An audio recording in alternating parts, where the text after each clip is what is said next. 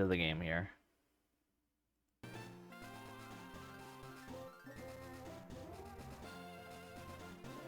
Alright, and here we are. We are back.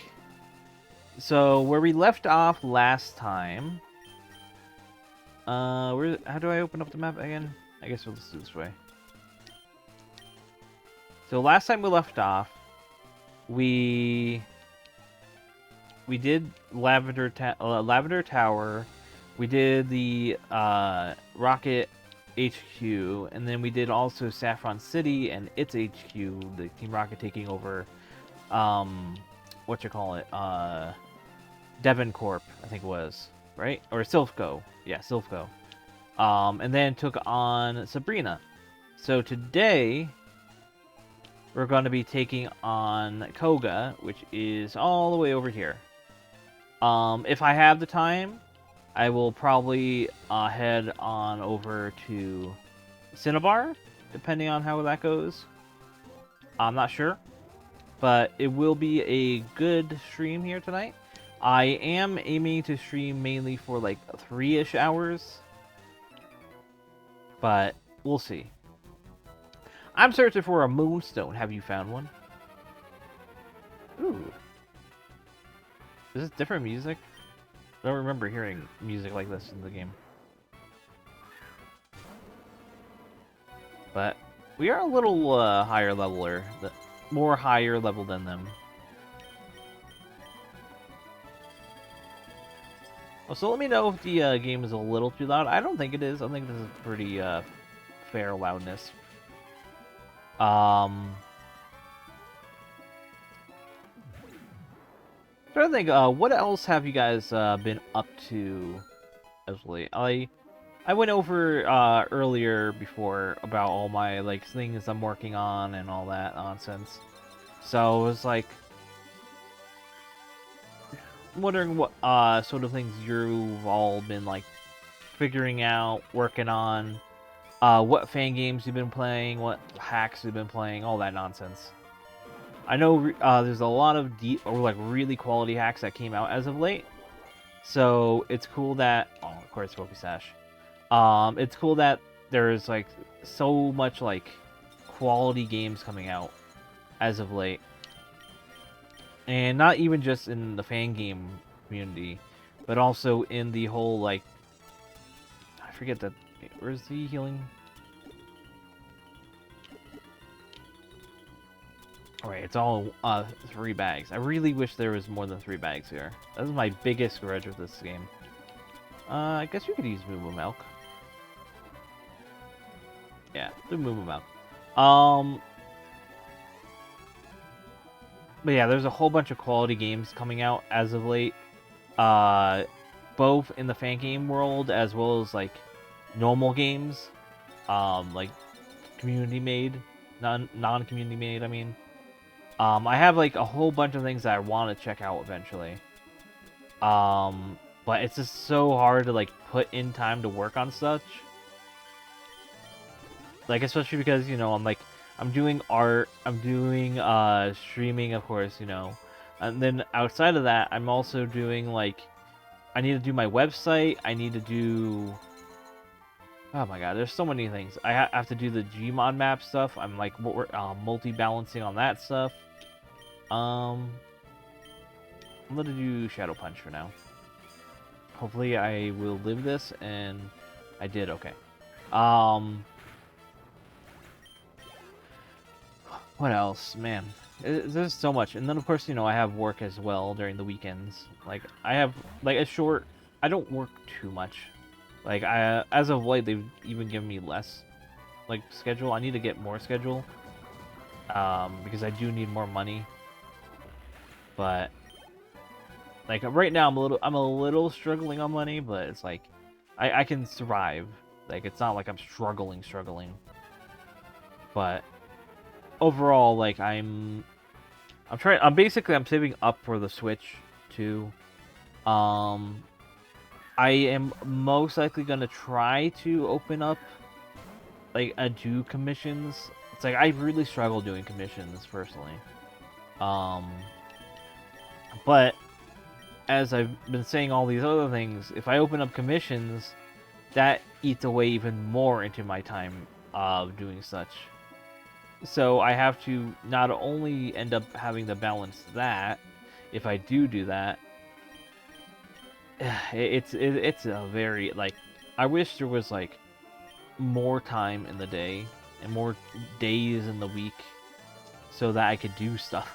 Because it honestly feels like there's not enough time in the world. You can never, like, have everything done in a time where it works. And of course, you know, with ADHD, like, since I have that, it's hard to sometimes even focus on doing something. And if I do focus on something and I'm not, like, mentally in the mindset at that time, I end up just feeling like I look at the thing, like, the next day when I'm actually a level-headed mind, and like, man, I just, like, sucked at doing what I did that day. So it's like, I can't ever win at times. So this is why it's one of the main reasons why, like, if I say, for example, like, last week I streamed 3 days during the whole week, which is really good. I want to do that more often. But like this week, because I'm doing a whole bunch of things, I'm only able to manage to squeeze in today. I was going to go yesterday, but then like it got busy, and then by the time that I was going to go live, it didn't end up anywhere. So, all right, let me switch out. I think gear would be decent here. But yeah. There's a whole bunch of things I want to work on and figure out. But I've been having fun with Radical Red, though. So it's been such a, like, even though I'm playing on easy mode, because, you know, I'm not really, like, competitively minded person, it mixing with the randomizer option of the mons, and keeping the mons, like, relatively, like, within balance for the wild because of the randomizer as well, it makes this far more enjoyable to me, because it's more than just a Radical Red experience. It's more than just a normal Pokemon randomizer. It's a little more than that. So, and I'm sort of, like, happy that there is this. They made this have a these settings to basically just have a fun time. Where is it? Looking for potions and revives. There's a revive. But yeah, there's a whole bunch of things that I want to get done on. What things I want to purchase as well. Things I want to get people to finalize, because I have a VTuber model that's been in the works for a little while. But it's been taking forever on them to finish it, and it's like I get it, but also, like, it's been years. So, whoa. Okay. That's wild. Are there roaming legendaries in this game, and I just found one or something? Alright, quick ball. Maybe we'll get an Entei. That is actually sick.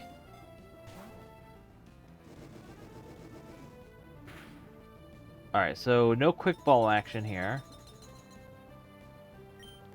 Alright, so what we'll have to do here then... well, I mean... yeah, I don't want to have my close combat or my, high attack people. So, let me switch over to... I think Rock Lee would probably be the best option, because Rock Lee isn't going to hit as hard, but he still will hit hard. And I have to remind myself, I am I'm like 11 levels higher. Well, no. Is it 9 levels higher? Alright, so I don't want to hit... I want to hit... Yeah, Iron Head would probably be the best. This to test the damage-wise. Let's see. Alright, so I can hit a little harder. That basically did nothing. So let's do Aerial Ace, see how much this does. Alright, yeah, we'll hit that one more time, and then I'll throw an Ultra Ball.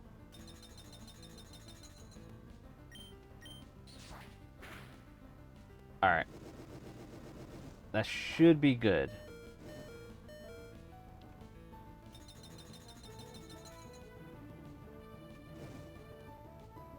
Alright, Ultra Ball it. Come on, stay in the ball, please. Wow, broke out. Alright, so I have to figure that out then. Like, also, I don't think I've said this really on stream before. Entei is, like, one of my, like, favorite legendaries. One of them. I have, like, a bunch, but... do I have another ball that might be more useful here? Let's see. I mean, I have a Bastard Ball, but I'm gonna save that for, like, a better legendary.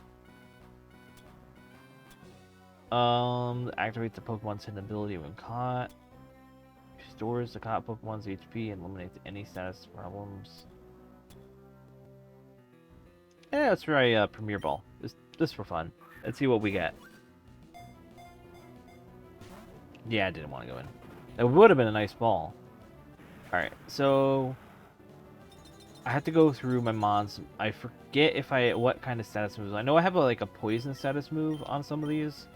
But I want to see if I have another one. Let's see. Well, no, I can't really do anything with Toxic Spikes because that won't poison directly.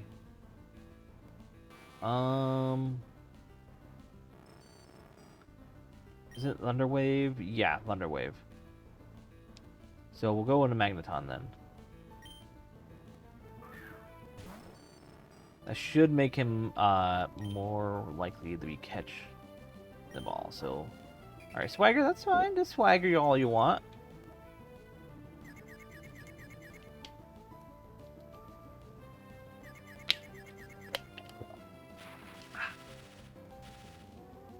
Alright, so Entei's paralyzed. That's good.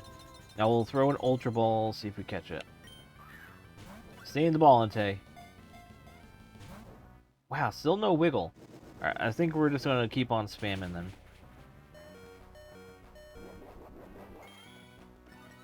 Weakness policy activated. That's fine.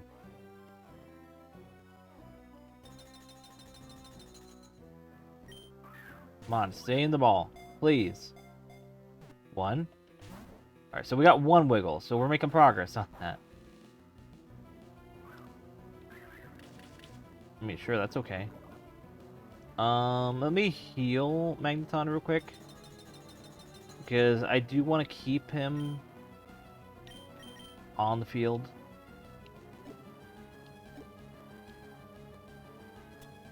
Where is it?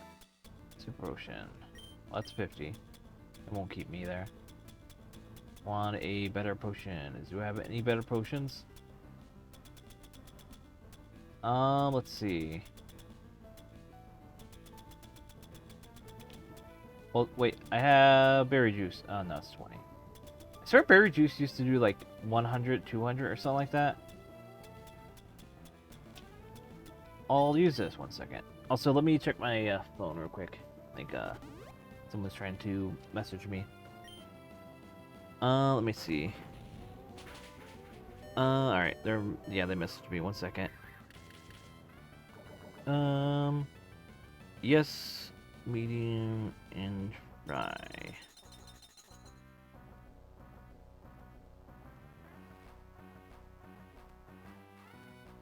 There we go. I messaged him. Okay. Alright, throw a ball. Still nothing. Alright, one more stay in ball, please.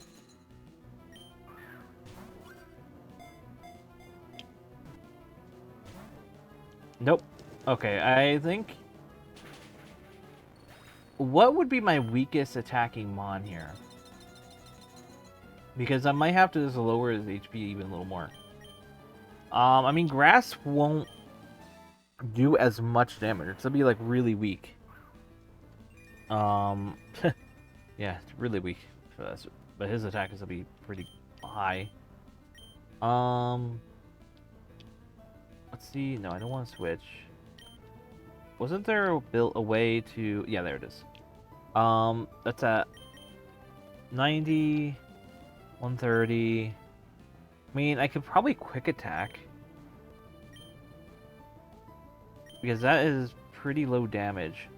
Yeah, let me do that, but let me save state. Because I don't want to lose this. Alright, good. Now, alright, yeah. I thought that I wasn't going to do as much, so I'm happy that I got it right down to the edge there. But my save state was basically a safety save, just in case. He's still popping out, though. Alright. I'm surprised he's not hitting me. I guess maybe he used all his fire attacks or something like that. Which makes me worry that he's about to struggle soon. But for now. Also, look, I want to check something real quick. Alright, yeah, we're good. Just checking my how much save space I have. And thankfully, with how my setup is, you know, because it's like a pixel art game, the file sizes aren't that bad for OBS. Like I got the settings really nice for that. And once they get like uploaded on YouTube and all that, they actually look fairly like clean. I ran out of Ultra Balls, it looks like. I'm only doing Great Balls now. Just gonna keep on spamming. Come on, stay in the ball. Stay in the ball.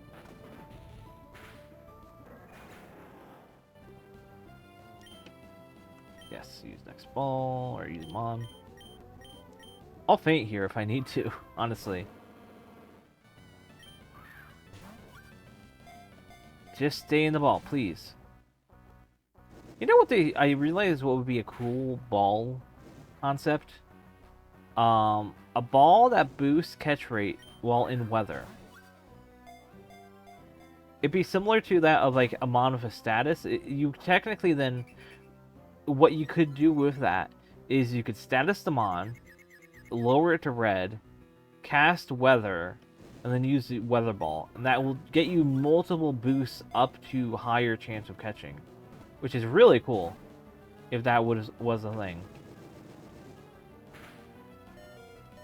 That actually, I might suggest that to add a ball of that sort for Vinemon, because that honestly sounds like a good ball to have. Maybe call it like a climate ball. I wouldn't. No, let's call it a weather ball. That's yes. All right, Quincy, you can resist some attacks here. But yeah, I think that would actually be really good.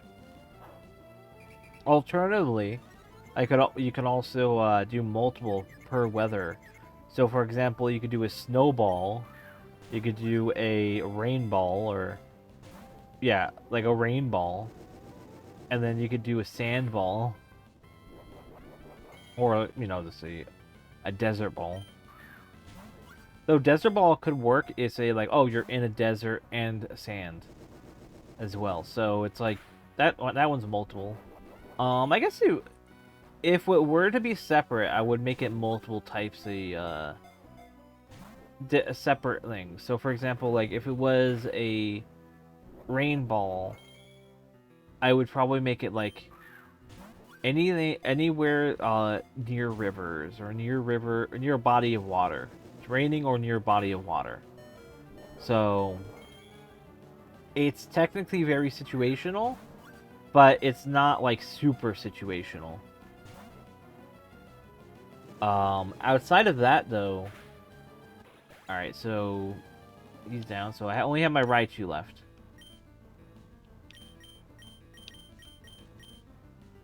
I'm trying to think though,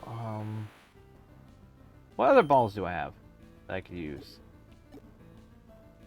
Because Great Balls can't be the only good ball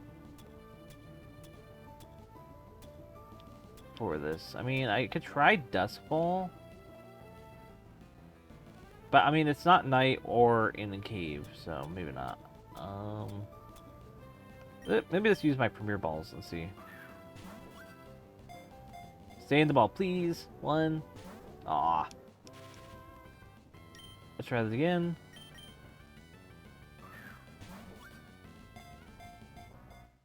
One, 2.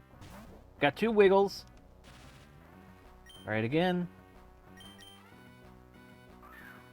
Come on, stay in the ball, Entei, please. I know you want to. 1, 2. 2 again. Alright. We're getting there. We're getting there. Alright. Please, Entei.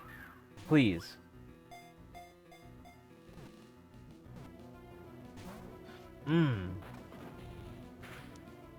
Alright, let me revive.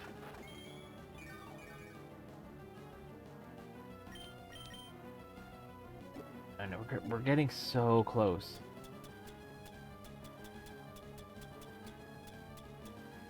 Also, another thing I wish this menu had was like a scroll bar of like how much how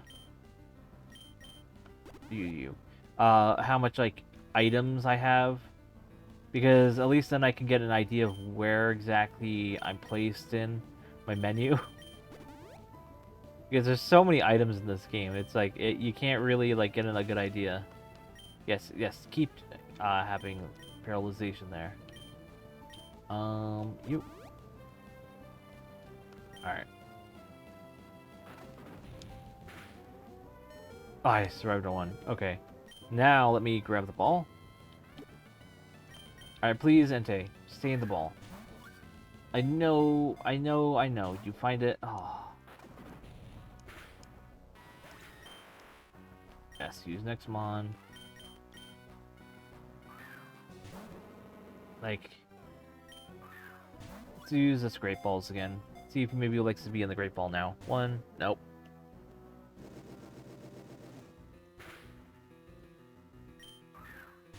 Like, there's a few things. Like I love the game. Like I understand why people love this game now. Even though I'm not technically playing this the pure original, I'm playing like the easy mode, but still. Let's go into Quincy. But there's so much unique quality of life that I see why so many people choose to go after what Radical Red does and sort of imitate it, because it's such a expansive but also fun and interesting sort of grasp of Pokemon.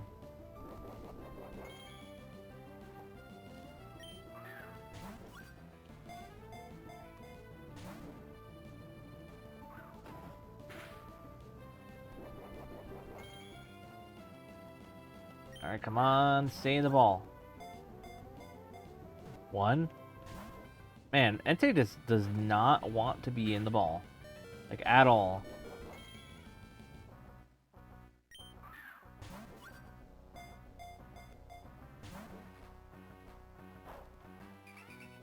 Like, I'm just trying to figure out, like, what else would it want? It's status. It's low HP. Like, I did Ultra Balls before, and I would not want to go into an Ultra Ball.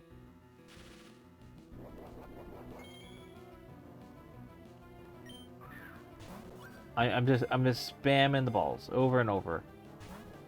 Like, I guess that's one thing I wish this game would improve then, which is the legendary catch rate, because it's just not fun. The core Pokemon catch rate stuff. Like, I'm doing everything right here other than, using Ultra Ball, but I did use Ultra Balls earlier, and it just refuses to stay in a ball. Especially for randomizer, you would figure they would put in some sort of mechanic to make sure that, oh, if it's a randomizer, we will make sure that the catch rate of legendaries isn't as bad. Like, maybe like 75% less, or down to 75. Like, say it's from 100, 75, 25% less. like bad or something like that, or 50%, because it is actually like it's there's no there's no challenge and there's no fun doing it. So why is it there? You're literally, you just have to stall the mon out. Keep on throwing balls over and over and over. Yes, use next one. Alright. And then we will do some revive shenanigans.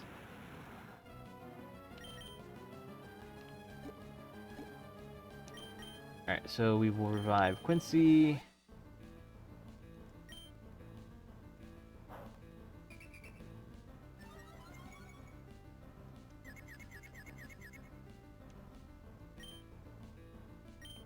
Revive Puka.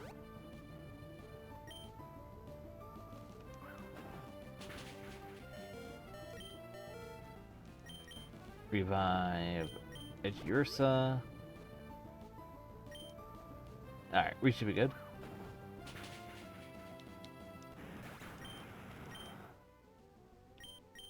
Alright, Quincy's going back out.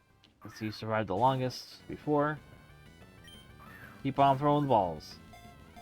Like, man, what a start of a video. Yeah, I battled 2 trainers and then Entei. And then I'm just throwing balls over and over Entei.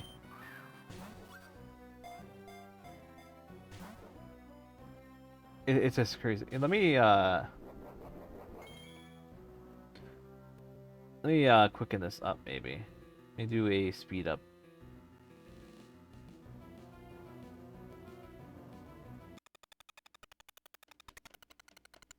Oh, what the hell is happening to the music here? What? It's not even sped up.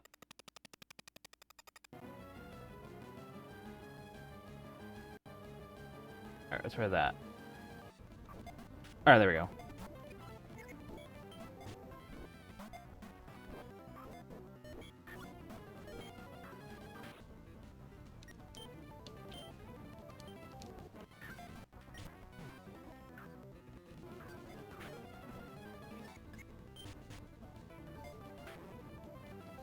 Alright, let me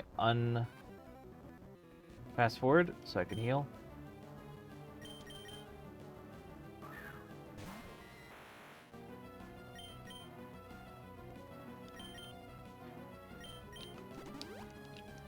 I'm trying to figure out, like, how far should I go to try to catch this?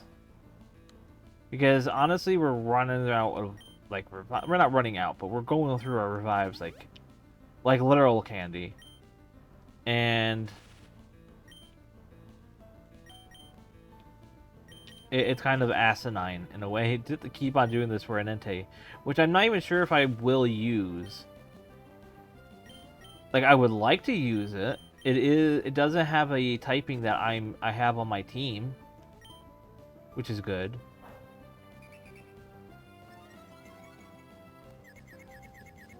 Alright, and this will be the most revives I've done yet.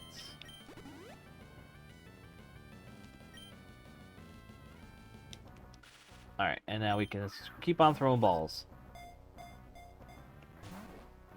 Alright, and speed up. Speed up! Come on, stay in the ball. Stay in the ball. Stay in the ball. Stay in the ball. Stay in the ball. It struggled. Okay. I guess we won't be catching the Entei. I was sort of just waiting for that to happen. We get all the EXP though. Like, wow. A little anticlimactic, but whatever. Let me see. Is it Entei just a natural mon here? Oh, hey, Noctowl. Hell yeah. I feel like he is, considering the level is still the same. Delta Stream.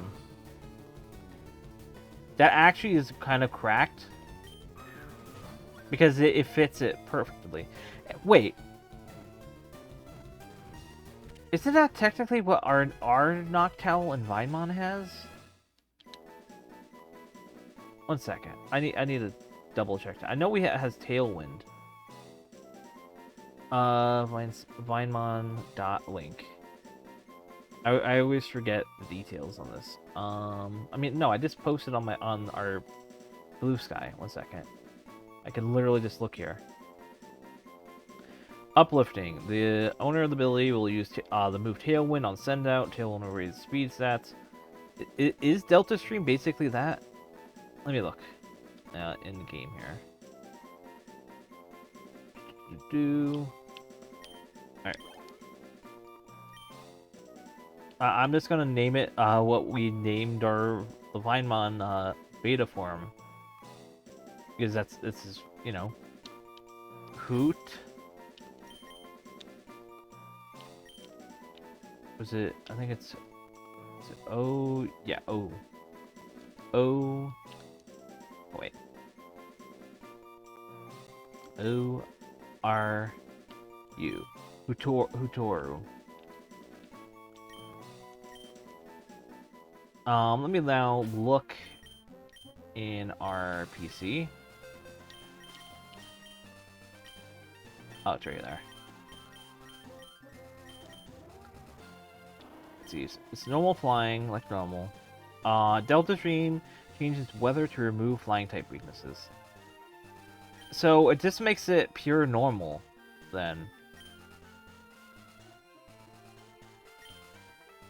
Which is kind of crazy. I mean, that honestly kind of cracked. But I want to wait. Oh, wait. I should have just checked the Dex nav. Yo, Corsola. But it's not the pink one. I like the pink one. But I mean, I like this form too. Valiant Shield. Okay. Again, crazy. Do another quick ball. See if we can catch it. Ah, nah. Though I think the spray's a little too high. Looks like it's floating a little. Should be a little lower.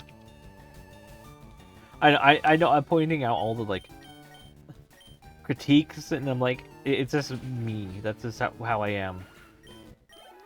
I killed it, but all right. Let me check my Dex nav here. Is Entei just natural? No. Wait. Yes, it is. Okay. Let me scan. Nah. I'm not really gonna hunt Entei. I'm not really in the mood for that. Yo, Hitmontop, hell yeah. They don't make them like they used to with the Hitmonchans. Such a cool like gimmick to have like one mon go into like 3 unique fighting types. Also, yeah, let me heal my mons.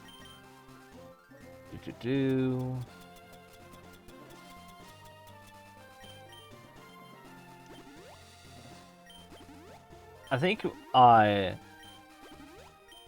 honestly sort of would love to try to expand on that line, like as like for Fakemon. I did write up an idea. I think I might have posted the concept on Blue Sky like a few months ago. Like wanted to like do one that represents like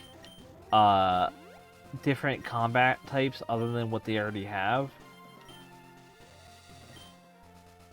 Now what's happening? It's like bright. The hell? Well, it's snowing and now it's bright. The hell is happening with the weather in this game? It's like it was like snow and now it's super sunny. Is there like... I don't know. It's funny. Wait, let me think here. So in the previous route there was Entei. It was snowing. Now it's very sunny. So is there like Suicune's gonna be here? Or is Raikou?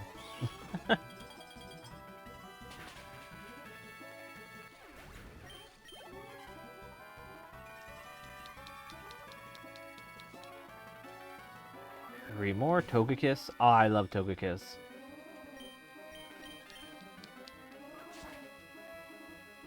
such a... the whole Togepi line, I just love. Like, a Togekiss I even used, like, in Gen 4. Like, it was... Obviously, you get gifted it, and so, like, when I was a kid, I'm like, I'm gonna use it. Yeah, yo, Togekiss, that's cool. Oh, they're doing Mega Charizard X. Ah, so cool. It's kind of wild that they reveal Charizard X Mega. Well, wait, that means this is technically a what you call it? A boss, per se. It's kind of wild now that I think about it. Like a random trainer boss, because I don't think it would randomize to be this exactly.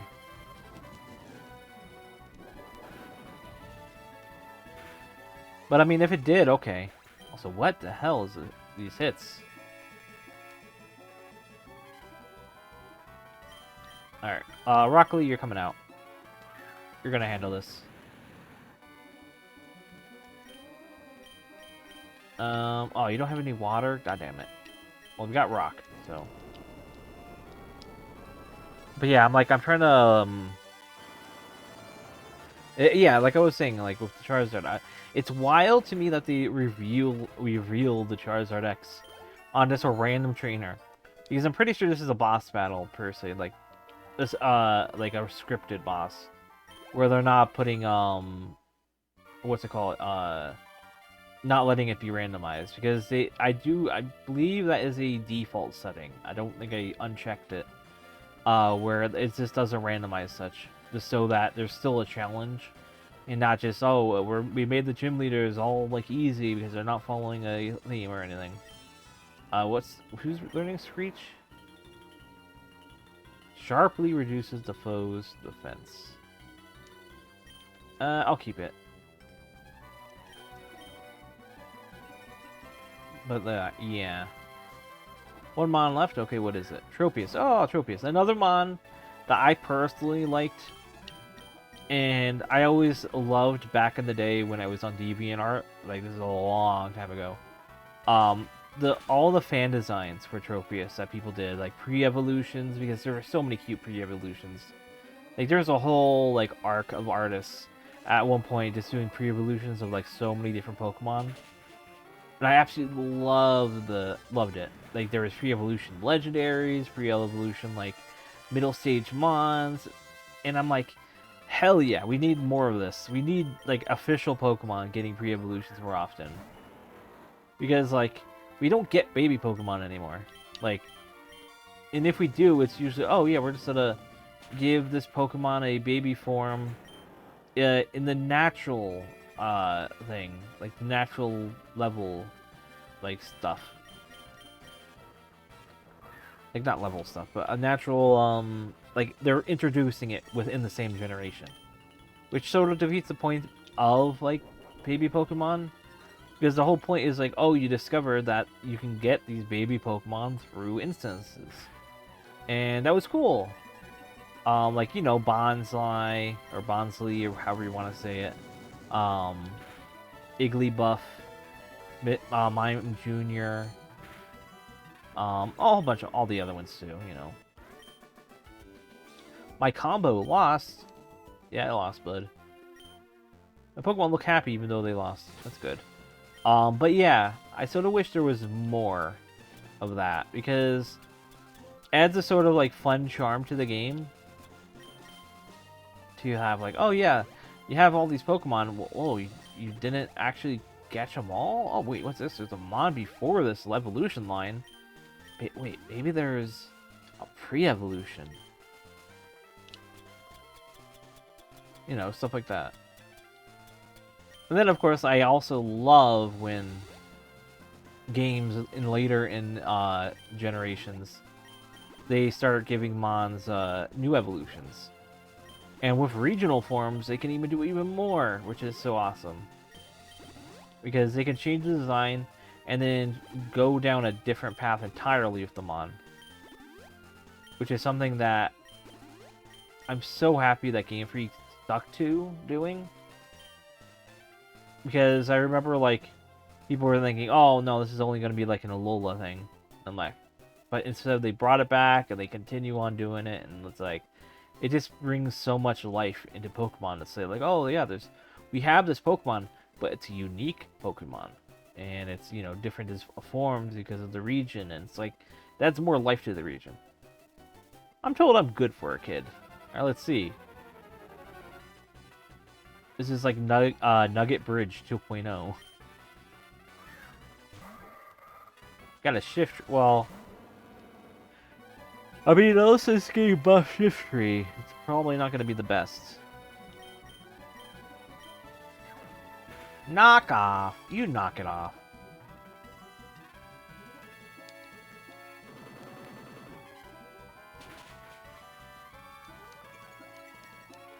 Alright, there we go.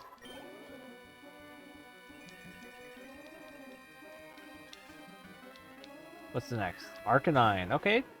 Oh, well, Hisuian Arcanine. Of course, I had to use close combat.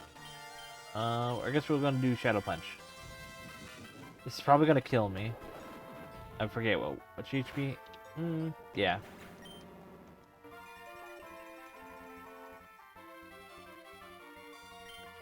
We will go to Quincy. Be a Hisuian versus Hisuian right here. We'll Throat Chop. Yeah, much better.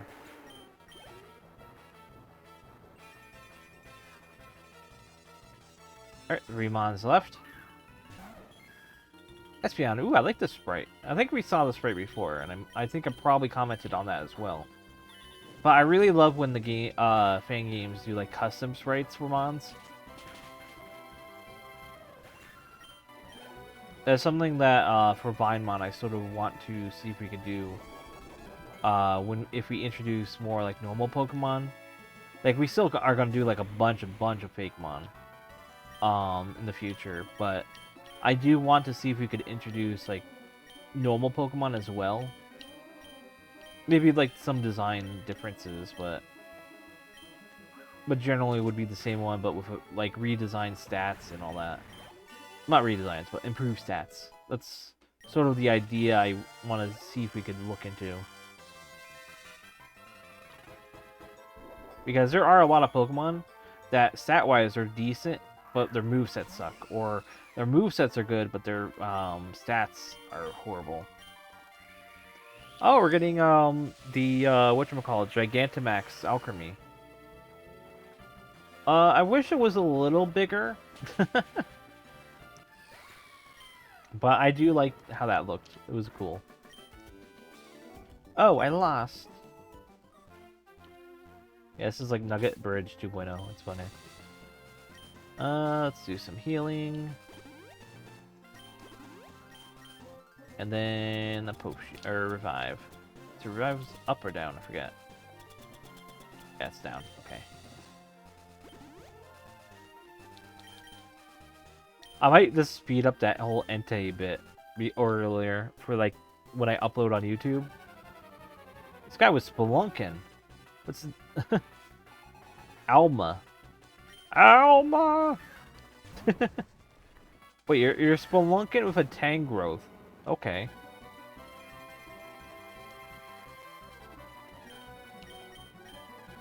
We're gonna Ice Punch. You're knocking off again.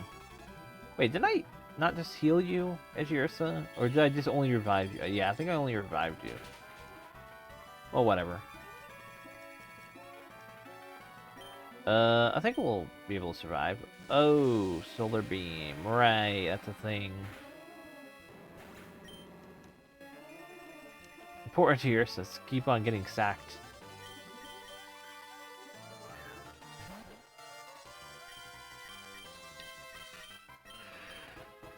I'm yawning again. I need to figure that out. Like, how do you... There has to be a way to prevent yourself from yawning. Like, I'm not tired. I'm just like... I don't know. There has to be, like, some way...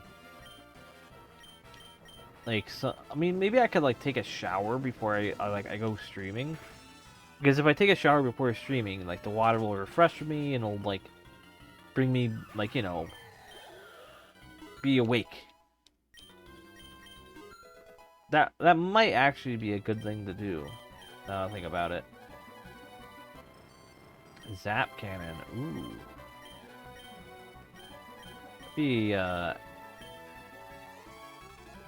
I think I'll probably replace, like, hidden power. I mean, it's currently dark. I mean, that's good. I don't really use Volt Switch that often.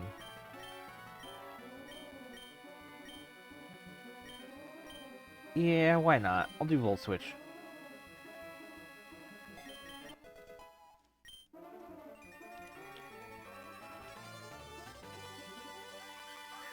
Chansey, damage sink. I guess we'll do... I'll do Bar Barrage. Let's see what we do here. Alright, that's good. Cool, cool, cool. 65.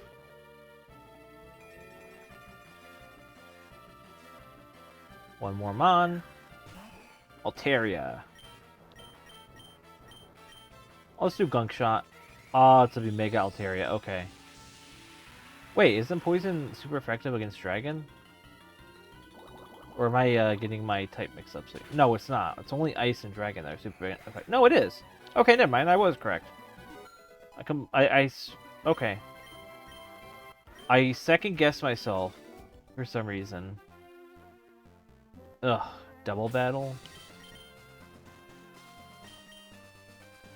I swear, they just throw everything at this area.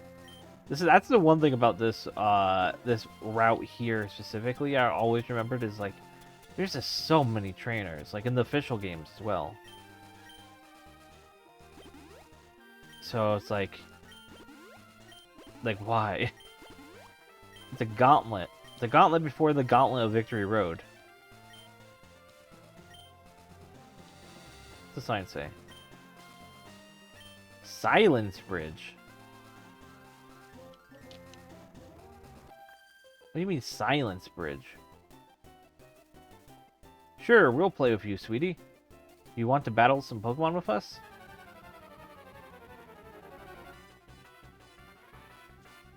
You're challenged by Beauty Lola and Beauty Sheila. Interesting Mons. These might be the randomized now, at this point. Because it doesn't feel intentional. Do Ice Punch on you.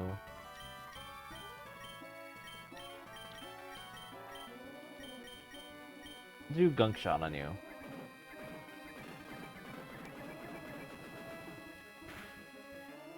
Alright. That was not too bad. Alright, you're out. And Cherum is probably dead. Let's see. Yeah. Oh, wow. Oh, Focus Sash, of course. Everyone's running Focus Sash in this game. It's like I get it. It's a competitive game, so it's like you want to have that. But it's like, come on. A little cheesy.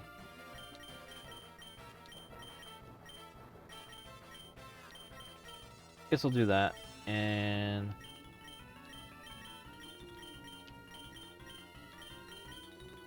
we'll do some spikes.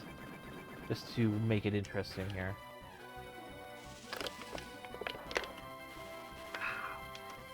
Cool background there. Alright, so Ice Punch on you, which will kill you.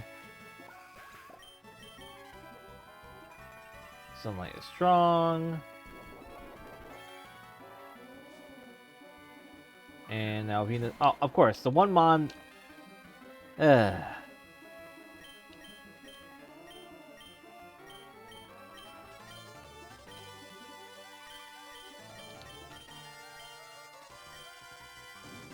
Like, I think that's happened, like, 3 times so far in this game, where I'm like, okay, Well, let me set up toxic spikes like midway into the game or into a battle here, and the rest of the mons are all like poison types. I'm like really?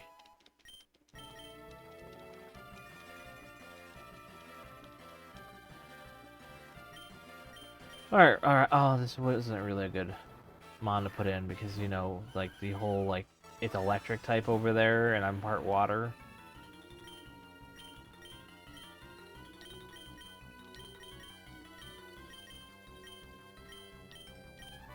I think what I'll do here is I'll play rough with Zipstrika. And I'll, yeah, do Rock Slide. That'll be good.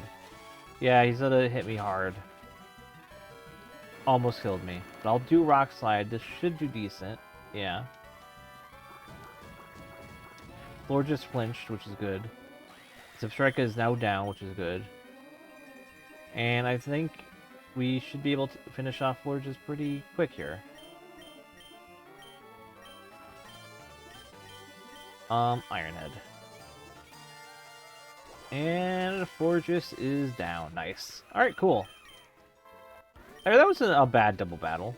Oh, you little beasts. Who calls someone a little beast? It's over already. Like, I wonder which is stronger, male or female Pokemon? Well, they're... I mean, yeah, I have to think. So there's Gardevoir. Well, technically Gardevoir can be male or female. But Glade can only be male. Frostlass can only be female, I believe. But Glalie can be male and female. I don't know much about Pokemon, actually. Ones I use, I picked them for their looks. Yeah, they were good looking Pokemon. That would be hard to decide which ones are stronger overall. That honestly would be a fun video to do. Like, any YouTuber would probably do a decent, good, like, deep dive of, like, which variants of Pokemon, or which female and male variants of Pokemon are better. And let's go over which side is more favorable in power compared to the other. And what could be fun as, like, a sort of bonus is also compare genderless Pokemon, because those don't go into either category, so they're their own separate category. And then you could like basically say like genderless are like the strongest Pokemon in all, because every single legendary is genderless. So it's like, but they're also, I mean, you could probably put an exemption of legendaries and just only do like Magneton, stuff like that.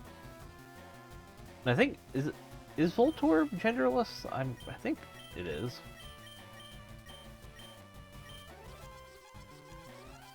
But yeah, that'd be pretty fun and cool to do, though. Wait, what? Okay, that was a weird Mon ability to swap, but...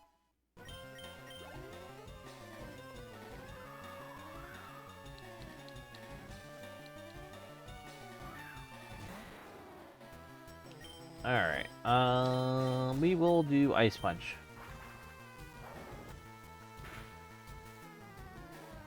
And that should KO, pretty sure. Oh, no, actually. So it can actually withstand a huge power Ice Punch, which is super effective. Honestly impressive.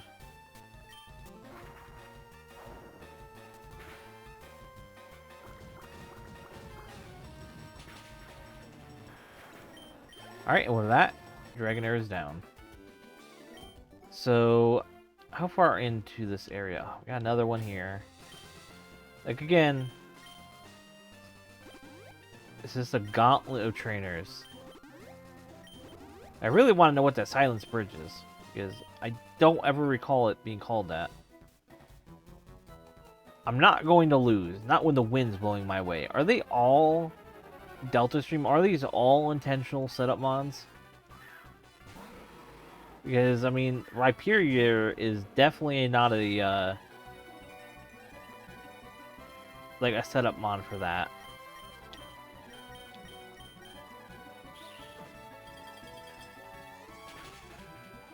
Alright, so that's a little more than half. That's good. So Sunlight is strong. Alright. I think, yeah, this KO the Rhyperior, and then they will send out... Alright, 64, nice. 64, nice. Mario 64. 3 more mons. Okay, and next is Dragapult. Okay. We will continue doing Ice Punch because it is super effective. Gardevoir. Okay. Speaking of that mon's lines. Oh no, it has huge power. Wait, no, that's fine because it's special effect, special attacked mon, so that won't be as bad as I'm assuming. We'll do Shadow Punch. The moon is right. It's here tonight.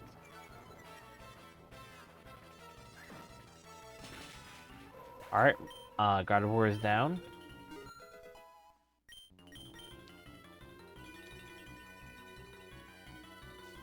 Got 2 more. Let's see. Dragapult is back out.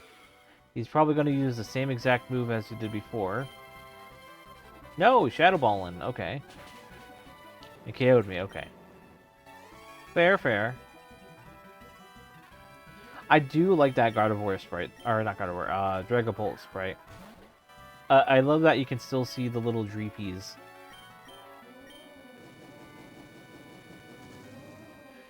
Also, the wisp on the tail is done really well. Ugh, sorry about that.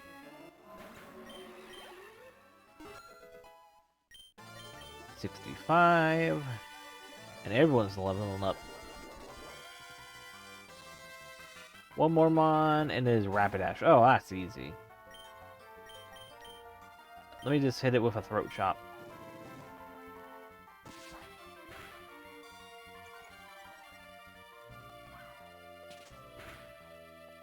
Boom.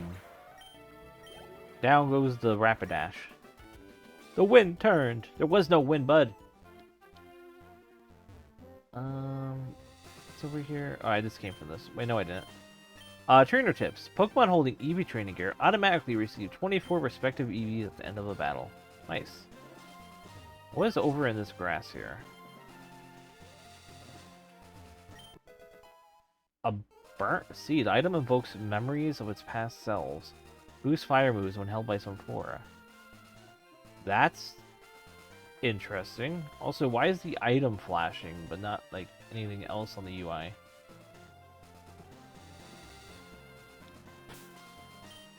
Does some flora have like a unique form or something to be the warrant having this item? Wait, don't I have one in my PC? Because, let me look. I thought I did.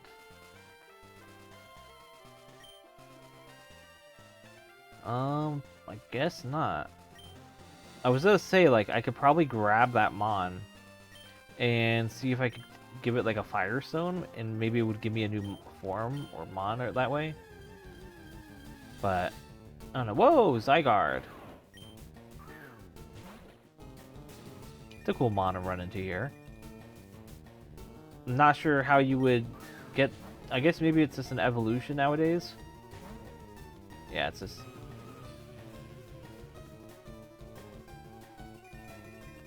Let me attack and see.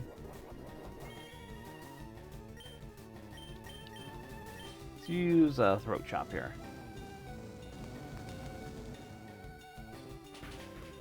Alright, killed me, whatever. I'm just gonna run. I'm good on this. Oh, okay, well I can't run then.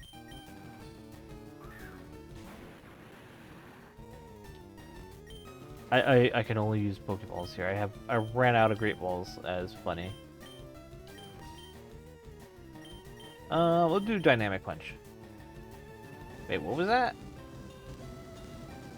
I missed, I think.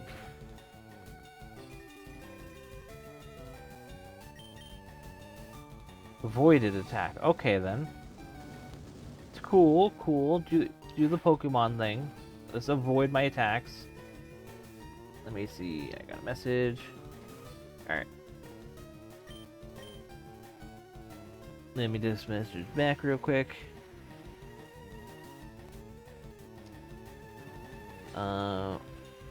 We'll do in a sec.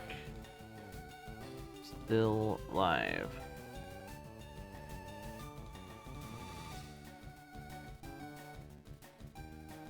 Alright, there we go. Let's see.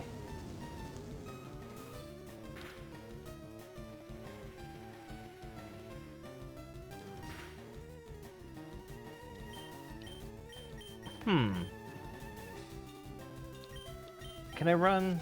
Alright, I could. Okay. Let me just check my dex nav here. What is on this route now? So we got Stantler. Alright, nothing too crazy. I mean, other than the Zygarde, but I'm not too interested in catching a Zygarde. Nor am I really that interested in catching a Stantler either, but you know.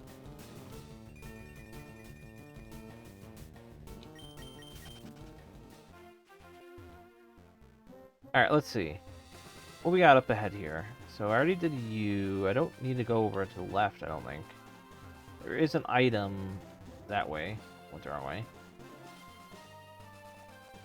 I have to battle again. What my Pokemon looking like right now? Got 2 dead. Alright, let me heal up. Can't wait to sell all my things, so.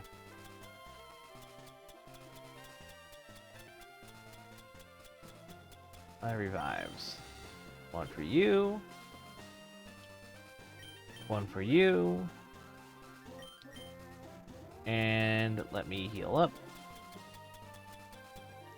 Potion. 2, 3. 1, 2, 3. 1, 2, 3, 4. Alright, we're good.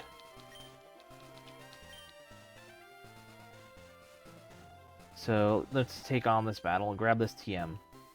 Hi, you Pokemon wish to make your acquaintance. So we have here Gwen with Semi-Sage. One of my least favorite of the monkeys. Like I've grown a fondness to some of them. Like a lot of people do like really dislike these monkeys, and I'm like I understand it. I used to be the exact same way, but I've grown to enjoy their designs a bit. Like for me, it's sturdy. Okay. For me, Semi-Sage here, I get what they're doing here. I just wish the head thing was like a little like smaller, maybe. I don't know. I get the idea of it. It's just I just don't like how the execution of how the head hair, the pompadour, I think it's what it's called, on its head is. It just doesn't really vibe well for the design. It's too human. Yo, we got Venomoth here. But yeah, it's like that's mainly the thing. Like I'm a big fan of the water one. The fire one for the final stage, I really love the beta design. I just don't gel with the final form. Like the official final form. Because it just looks so generic like all the others. Like originally they were supposed to be like separate like sort of vibes, but then they said, all right, no, we want to streamline them all to be like basically the same. And I'm like, no, like that's you basically just ruin the personality by doing that. So like I wish they would have reverted that option or reverted the whole thing to how it used to be. But you know, that's how it be sometime. So we got Slack off here. We'll just gunk shot him. How does a Sloth avoid? Also, you failed, so it's like that was a moot turn right there. There we go. And KO. Okay, cool. Pretty good fight. What's this? Surge strikes. Okay. These are strikes for each consecutive times that always results in crits. That I did say I wanted a water move, so So basically it does 75, but also it always crits, so it's like probably like closer to 100, maybe. Get rid of Aerial Ace. Don't really need it.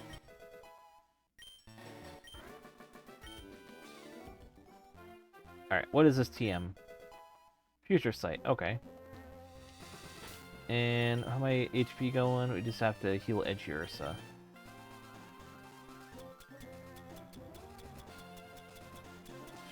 Revive. Alright, halfway. And then we heal.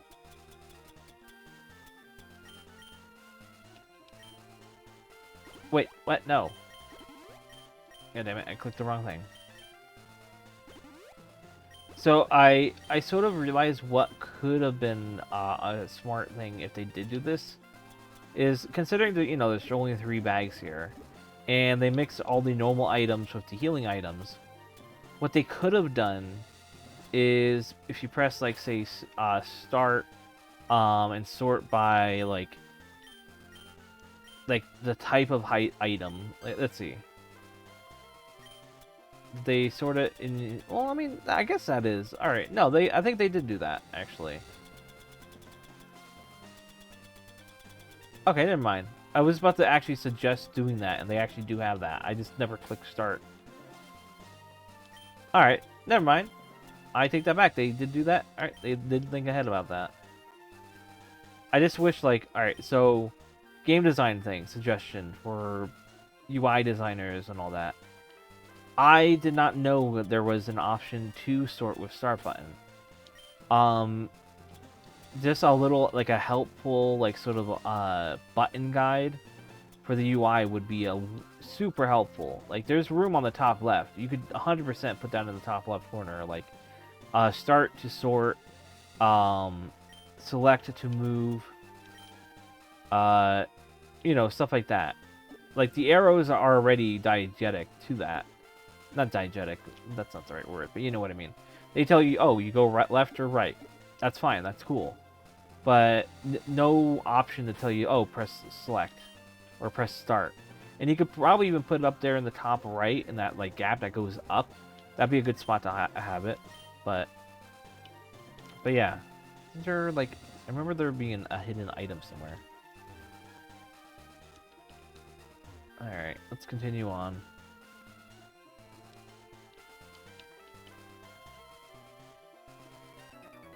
But yeah, that's one of the smaller gripes that I feel like base Pokemon doesn't do either.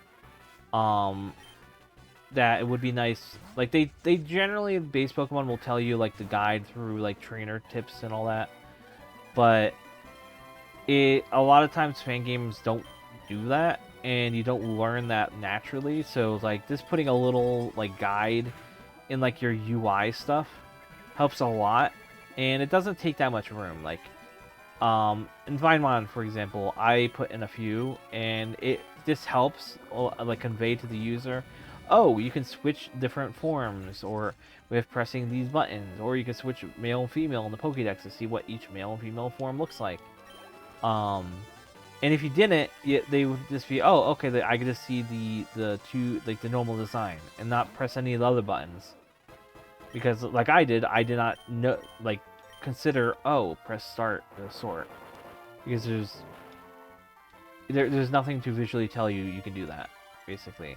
And I understand, like, a lot of games will have that option, so you're assuming the player will have that cognitive awareness of that being a thing, but not every player, like myself, plays a lot of fan games. I'm starting to, but it's just something I feel like a lot of people put to granted for what kind of players would be playing your game. Especially for, like, how big Radical Red is.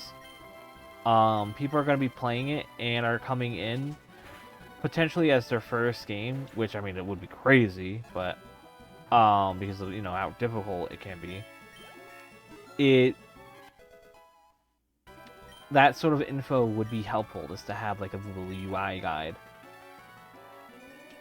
And it's sort of similar, like, I know some games are starting to do this where they built in, like, a whole, like, the manual for the game, basically, instead of having, like, external sources. That I would love if more games we did that.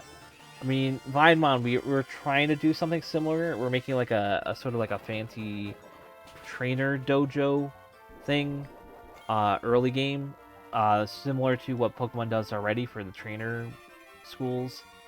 But that's something that's like definitely like in the works. Like we have a sort of like planned out what we're gonna do with it, but we're currently working on other things. So it's like it's not even being worked on right now. It's more so a planned thing, which will like it will tell people things that like you would supposed to learn through natural, like, oh, you found this and then you test it out. Well, not everyone's gonna be testing out every single thing, so it's like we can't expect that. So having a sort of like progress area where you can do something as like a progressional learning while also doing and getting rewards for it would be cool. Also, really cool Mega Sprite here. Love this, how that looks. We're seeing a lot of Megas today. But like I'm saying though, we'll go into Rock Lee. Just more like fan games and ROM hacks need to be more not visually, more informational. But I personally prefer it being as diegetic as possible. For UI design stuff, that usually you can't really do diegetic much, because it's just UI is not diegetic. It's not in the game. But for like guide stuff, personally, I prefer if it's within the world itself. All right, so that goes down. I think that takes me to the exit. That lands me against two trainers potentially. Well, that one's moving, so that might not be. Wait, what? You just trapped me in here. God damn it.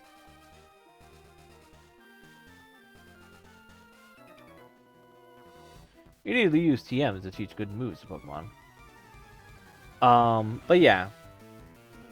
That's just the sort of thing that I've been, I sort of advocate for. Another thing that I try to advocate for in a lot of, like, fan games, like, for fan games and ROM hacks, is make a unique battle UI.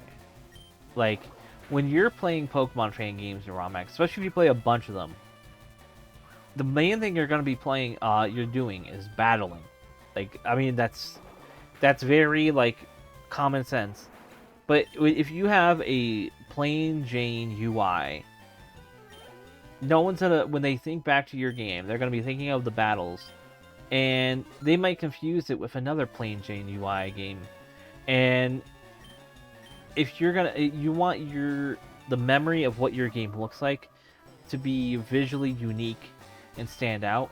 And doing a UI as simple as like how this is, you can do so much with just that space. So, like, this one is, for Radical Red, it's a very good, decent, and competent. It's nothing too crazy, but it's unique, it's clear to what it's saying. Like, for example, you have the enemy team button on the left.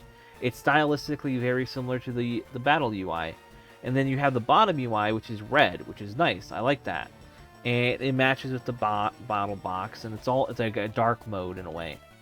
Like, that's sort of nice. And then, you know, open up this and it's like, you know, so now it's light mode because of the text and all that.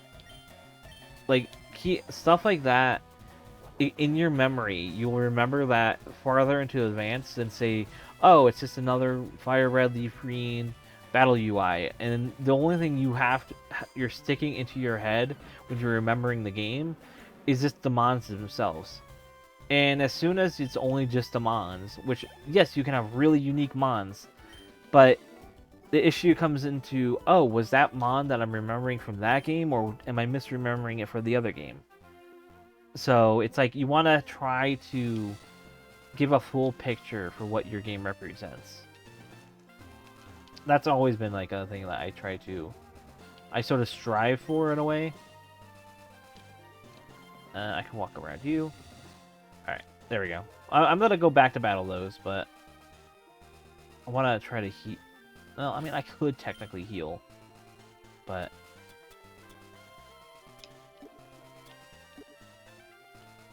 da-da. Yeah, that's a big thing I strive for, and it's like, it's sort of why I also like, you see, like, my stream layout. I try to make it as unique and fun.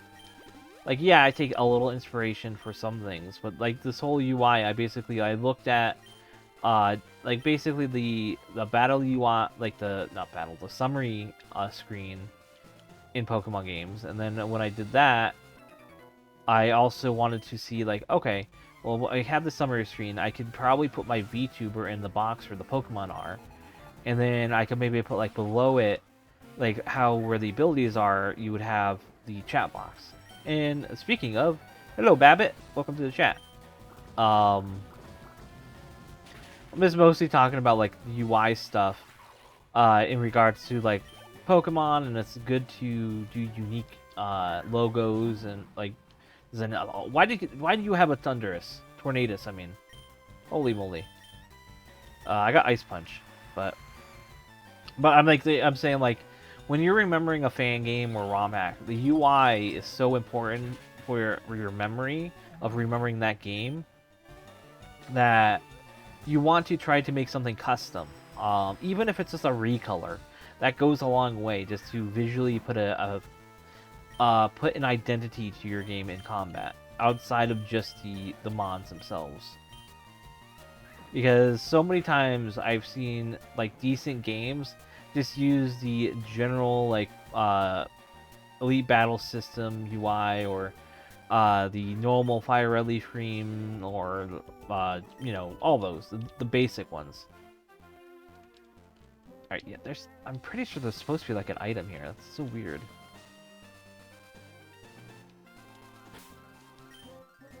But yeah, it's like, that's something I always try to advocate for. Like, just try to go a little bit beyond what you think you should do, because if you go a little bit beyond what the average person does for their games, you're elevating what your game is, and that's sort of the whole point I feel when you're making something. You want to be unique. You want to be just explore the ideas that you have, and if you're not really trying to stand out from others to show off your ideas, then people are just not going to be interested in checking it out, even if it has the best thing out there. And it's not to mention, you also have to like try to advertise it. That's a whole other ballpark of discussion. Because that comes to an issue of like figuring out, oh, what's the best way to get people interested in your game? What's the best way to make it sound like it's actually like you're getting people interested, and not just like, oh, I'm shilling my game, blah blah blah. Just being honest with like what you like and do. So now, what are you, a battler? You are. Why are you moving? My bird Pokemon should be ready for battle. Because I'm thinking, he's moving. What if he moves to the right, I walk down over from the right side and talk to him? You're gonna be stuck there. I mean, yeah, you can go back and come back and it'll reset, but still. He's about to Rowlet. Alright, so I have only 2 moves here. Do Shadow Punch. But yeah, that's sort of like my whole spiel on that. Go for originality when possible. You can pull influence, but yeah, looks matter. There are exceptions, but if you're already working off another game as a base, you probably want to make a sense. Yeah, exactly. Like I myself, like I've been on both sides of that end, where I try to remember, oh, what's that game that I played, or what's that game I was looking at. It had, like, I'm thinking of it, and I'm like, I can only remember like other games that were similar, and because they all had the same exact battle UI, it was like they had the Gen 4 battle UI and Gen 3, and it's like, yeah, that's cool. But after so many games are using it, it's not exactly a unique concept anymore. And I mean, yeah, there were some of them did do recolors of it, which looked good, but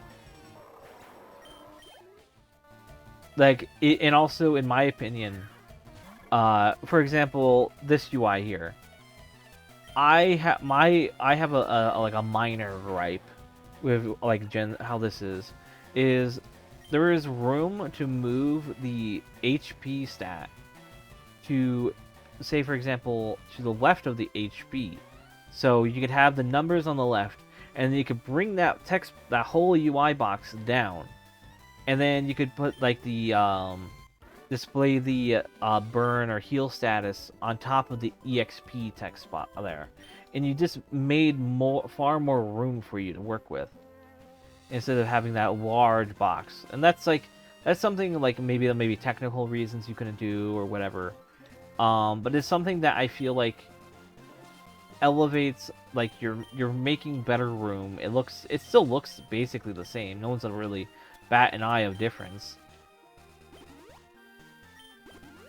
But like for UI, I feel like being concise on how it looks. Like, for example, this screen is basically good. This is good. However, obviously it's based off Gen 5s, and I can go into issues of that. One second, let me take a sip of my drink real quick. Like, I can go into this here because it's Gen 5 style. So I go out. This is Gen 5 style as well. Like, but it is custom Gen 5 here. But then you're back out here, it's Gen 3 style. But if I go into, one second, if I go into the Pokédex here, this is Gen 3 style, but it's Fire Red Leaf Green style. So you're dealing with different design, like UI art style designs. Anything different here, actually? No, I don't think so. I think Koga is, yeah, the 5th badge, okay. But yeah, there's just different things here, like, instead of, like, here's a good example of what I feel like a lot of, like, games should try to do. Yes, it's fine to, like, pull from and be based off other generations of the games, but just solely using it, I feel, isn't really the best thing you could do. Especially for how custom, say, Radical Red is here. I feel like you can make a very fancy and custom design instead of just going off it. So, for example, here's something that I could point to. So, the game is called Radical Red. So, why is the UI, the Pokemon, I think it's Black 2, Dark Blue? Like, I understand, oh, I'm the male player, so make the UI blue. But in Pokemon Fire Red Leaf Green, the male trainer is red. So, theoretically, it would be better to make this red. And also, the red top UI, sure, and the, I mean, not the red, the black UI area here, fine, that looks good. But again, I'm pretty sure the inspiration for that design came from that it was a Pokemon Black and White, like UI. So it's like a consistency thing of what your game is versus how you're displaying it. So here, all blue UI, like because of I'm pretty sure Pokemon White changed it to another color maybe? I'm not sure. I'm misremembering maybe. But still the same concept is, why is it blue when you're playing Pokemon Radical Red? Wouldn't the accents to your UI be red then? Because you have blue edges on the edge of this UI here. It would make more sense to be red. It's in a way I feel like yes, in some aspects I wouldn't say they didn't care, because there is still effort being put into making the stuff. But I feel like it's not concise and coherent to what the full image of the game is, because I know there's a lot of fan games and ROM hacks what they will do is they'll grab other resources other people have made for either for other projects, and they put it out for anyone to use, which is cool. That's awesome. That elevates other devs to do even better.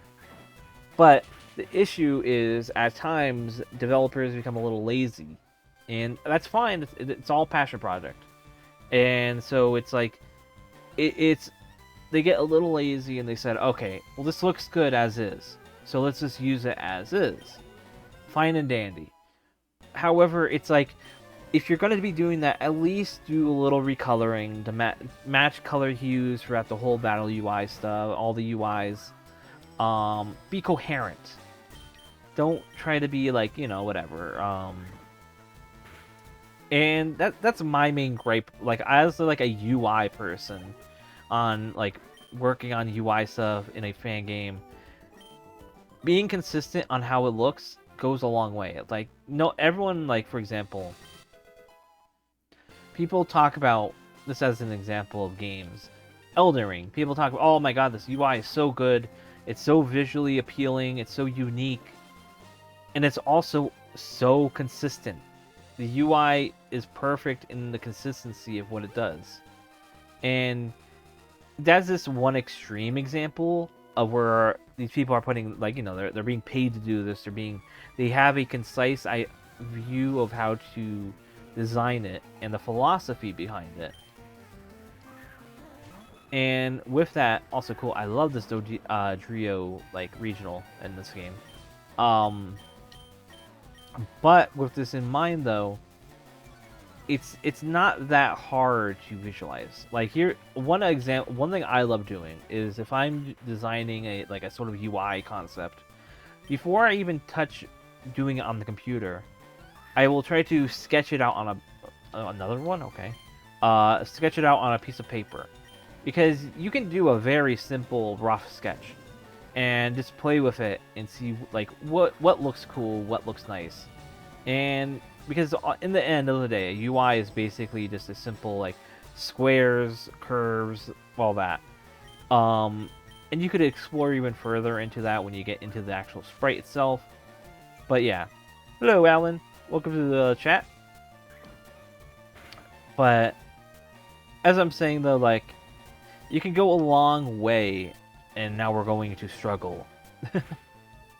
You can go a long way into what you can do if you just pre-design and sketch out your ideas. Do a little struggle? Okay.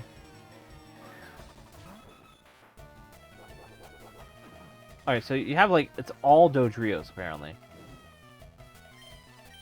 First I struggle until the, my guy faints here. But yeah, outside of the UI stuff, though, like, I personally, like, for me, if I'm designing any concepts, I love opening, like, for example, if I'm just doing a very quick idea, I will open up MS Paint and I'll just sketch it and, like, do a little doodle, and then I'll save it, and then if I ever do come back to it and do like a full-on design, I'll do Photoshop, because you can open up Paint real quick and just design anything really real quick. It doesn't matter how ugly it is. As soon as you you sketch out something, usually you'll remember what you were doing at that time, because you can easily forget things if you just let it go. And so, like, that's why I always like to revisit. Okay, you have Dodrios and then all of a sudden a Dust Snore. Okay, bud. Your team makes the most sense here. But yeah, that's one of the things that I've yeah, that's a cool background. Just one of the things that I try to do, like, just to get a concept out there, designs and ideas, prior to putting a lot of work into it. Doodling is so important to me. Looking through my sketchbook, like, unlocks so many memories. Yeah, it honestly is. It's so good to see, like, the stuff that you pre-planned. And one of the really fun things about when you do something like that is you can look back at that and get re-inspired to do something maybe like a little different, maybe you grew a little more on the concepts of what you were doing then, and you could read like make something even better than what you did then. And that's something that I personally find really enjoyable to do. Why not? Alright, got another battle. So it's like sketching, just writing down stuff in like a notebook, just even just writing it in like in text. It helps a lot. Like I've actually like if I have something popping in my head that's like feels like it's really important I should have like saved, I will usually just grab my phone real quick, go into the notepad in it, and just write it down fast. It doesn't matter what it is. If I think, oh, maybe I'll revisit this and think about it, I'll do it. Or if, say, for example, I'm like, oh my god, what happened to your face, Dreadnought? Oh my god, it's round. Like it's first off, it's flat, but also your head's round. I mean, I know Dreadnought is sort of like that, but it's like a little too much. But yeah, it's like I'll write it down and I'll sketch. Maybe I'll sketch it out later, or I'll just Google it later because sometimes I'll just like have an idea in my head of like, oh, this thing sounds like this thing in my head. Is this actually true? And I'll Google it later, and I like, oh no, I was just making my head was like making semblances of things when they weren't like at all similar. So that was just like one of the things I go through and do, like doodling, writing down sketch ideas. Also, one thing that I feel like a lot of people don't do is just voice your ideas. Just putting them out there into the world, even if it's just a private chat with friends. Just putting it out there, and as soon as you put it out there, maybe some people will say, "Oh yeah, that sounds cool," or some people will just won't say anything. That's fine. It's just putting something out there can give you confidence in an idea if you're not really sure about it. Because if you have, like, say for example, the idea is not good at all, people are going to be talking about it. They're going to tell you it's not a good idea. And if you work on that with someone in a discussion, let me heal up. If you work on something with someone, just saying like, oh, it won't work because of this, you can then take that opinion and see like, maybe I can do something about that. Maybe I can make it a little better. So, and once you do that, it can improve the idea even more, because first off, you're working to improve something that others might find not good. It might be maybe something as simple as like, oh, this thing is restores PP. All movies gotta do that.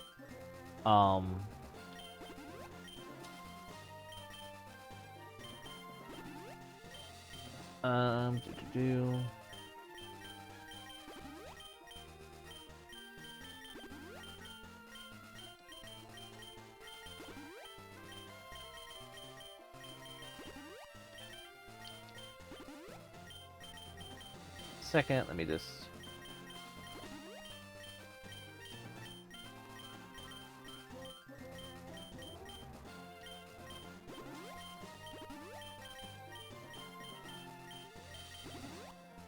I ran out of those. Okay, we're good. But yeah, that's generally the whole thing with that, is just like, put your ideas out there, write them down, tell your friends, maybe just talk about stuff.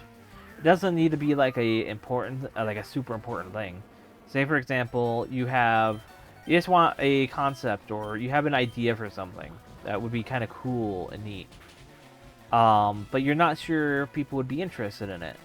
If you just say, "Oh, I have this idea. What do you guys think?"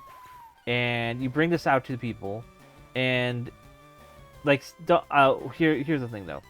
I wouldn't recommend doing this for, say, for example, on, like, say, a social media site, like Twitter, Blue Sky, whatever. Because when something like that happens, and you ask about stuff, you're usually going to be getting people from around the area which aren't gonna be as positive, I guess you see. You're gonna be a little more negative, more so not constructively criticizing, but full on, this sucks. What are you thinking? Random stuff. Like you're gonna get argumentative people, and for doing ideas like that, also nice level up. That goes against what you're basically trying to do. If you have a friend group, the friend group is going to be nice enough to usually tell you, like, oh yeah, this doesn't work, yeah. Yeah, and it is really cathartic. And if you gotta go, yep, have a good day. And thank you. I'm probably gonna, what time is it actually? I mean, it's almost 6. I mean, I want to do this for like 3 hours, and I've already been, I love Raichu. I've already been up for 2 hours, so I have like another hour or so, I feel. But yeah, I hope you have a good day. Just, I feel like I have enough time to do the gym here. Though I do have to do the Safari Zone. I'm pretty sure. Unless they changed it in this game. They might have changed it. But yeah. I think that's basically goes over everything that I have on my opinion of like concepts of the design, for like UI, as well as like sharing ideas that you have. Because if you just keep things locked up into your head all the time, you're gonna lose them eventually. Because like you'll just not remember that concept or that idea until it's like someone mentions it or brings up it someone else and for their project or something. So as long as you keep your ideas to your heart and as well as to your friends, in a space that people are gonna be like, will cherish it, if they do, or just ignore it if they just find it not as interesting, then it's good for you. It's good for your mentality, I feel, for when you do art, because it's so. I mean, this is coming from someone who is very introverted on things.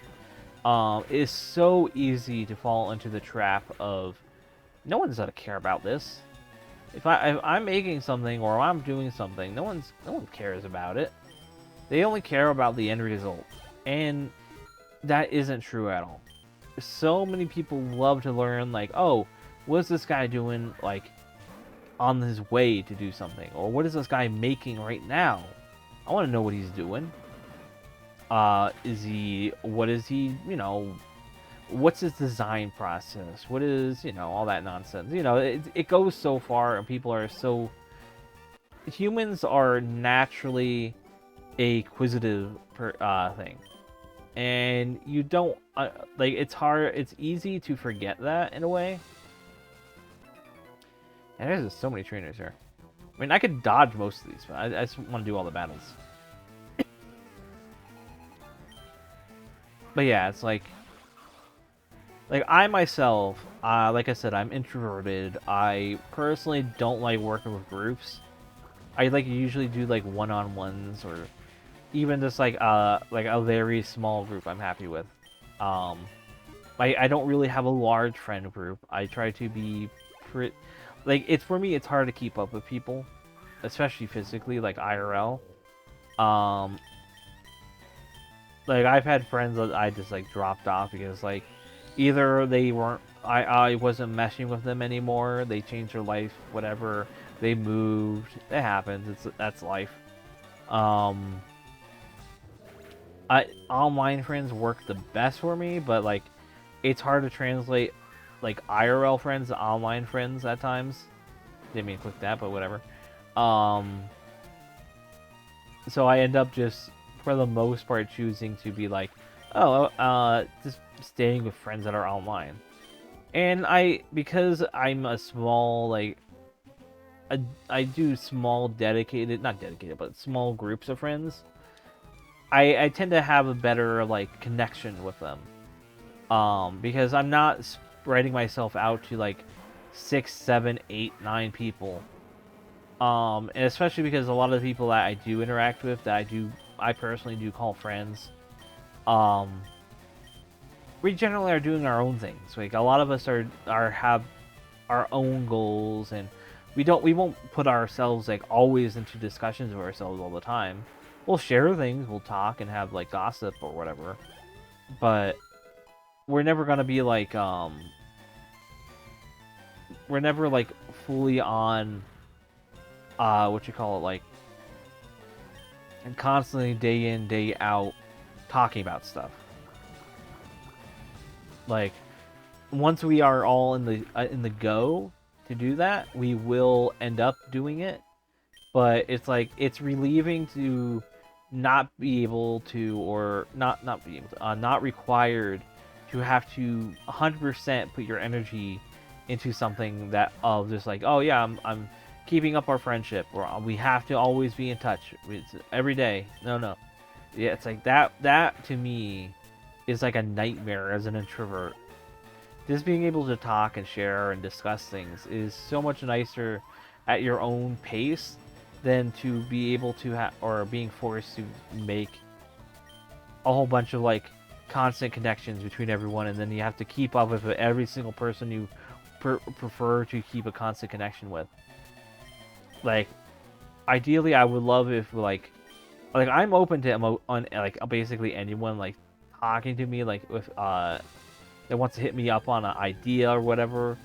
Obviously, oh hey, Snipey. Um, Obviously, like I invest myself into multiple things all the time. That's just what I am. I like taking part in tasks. People hit me up and I'm like, yeah, sure, I'll do that. I can do that. Yeah, I can try that. Yeah, like that's how I am.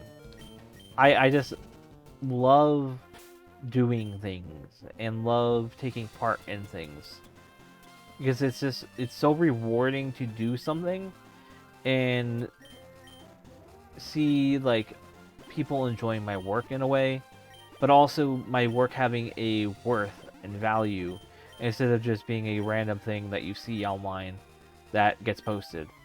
I guess that could technically fall into a little bit like having an ego on something, but it's more so being proud of my work that I'm for what I'm doing there, and less about like, yeah, I'm putting my name in something. Like, no, that's stupid. Like I as of late, I am trying to get my name out there a little more on things.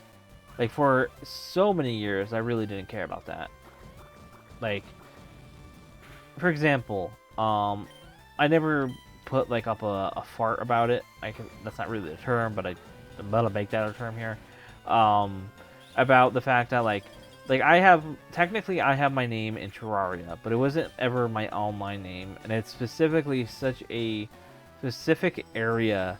It's on one single item that I made in the game while I was beta testing the game, and I find it very saddening to say that like even though I beta tested it, and I beta tested for like I think it was like 2 years, maybe 3 years. I think it's around there.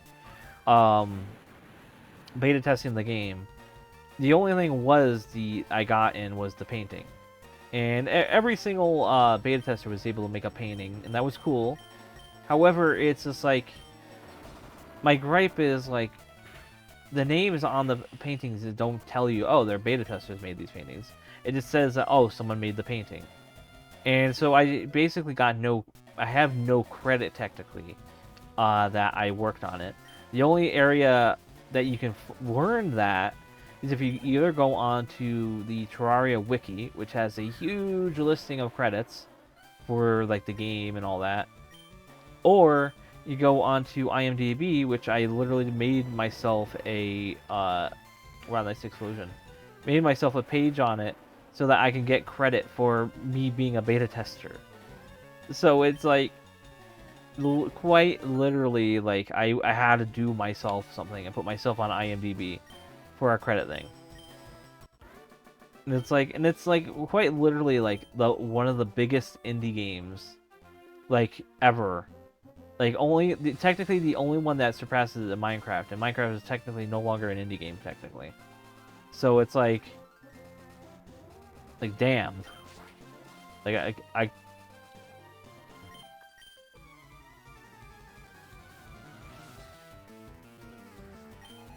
Like, I mean, I also have, just to give some other, I guess, crediting information of me, is, oh, this poor Pisivian, it has slow start. That's so, sucks. But for example, I have credits in Neon Abyss. I was a beta tester in that, and I am that means that I'm literally in the credits. Like, my name is there. Um, and I'm happy about that. Like, I put time, I did a lot of feedback, I provided a lot of bug reports, so like I got credited, and that's good. That's what you're supposed to do. Like, it doesn't matter if your credits are long or short. You just put the people that worked on the game with you in the credits. It's not that hard.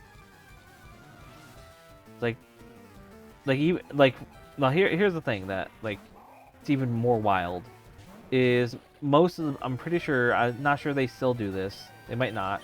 Is, you sign a contract, blah blah blah, and you're beta testing for free. It's a free beta test thing. The only thing that I was lucky enough to have was that like it was like that one winter, like for Christmas, we all got like $100 worth to spend on Steam games. Like, yeah, that was cool and all, but like that's $100 for a whole year of beta testing.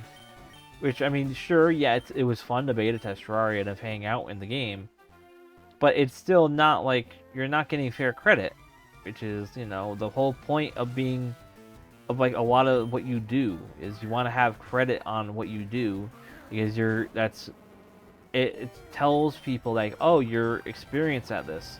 If I just said, oh yeah, I beta tested Terraria, no one's gonna believe that if there's no area for credit of being explained. So, wait, what? Oh, okay. I guess we're doing a fancy battle. Okay. Is this like custom teams, or is it like a challenge mode? All right, so no, it looks like it's a very challenging battle then.